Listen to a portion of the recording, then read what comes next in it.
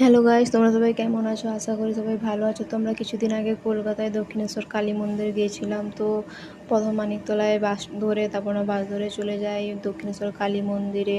তারপর কালী মন্দিরে যেয়ে কালী মন্দিরের ব্রিজ ক্রস করে আমরা কিছু মন্দিরের কাছে চলে যাই, মন্দিরে কিছু ফটো তুলে নেই।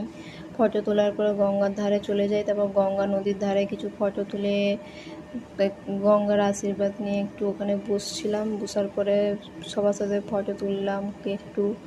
তারপরে আমরা বেলুড় মঠ যাবো বলে আমরা বেরিয়ে গেছিলাম লঞ্চে করে। তারপর বেলুড় মঠ আমরা যেই সময় যাই সেই সময় বন্ধ হয়ে গিয়েছিল, তাই আমরা বেলুড় মঠে আমরা ঢুকতে পারিনি। তারপরে আমরা ওখানে লাঞ্চ করে তারপর আমরা ব্যাক করে যাই। ব্যাকে এসে আমরা তারপরে ইকো পার্কে যাই, ইকো পার্কে একটু ঘুরি।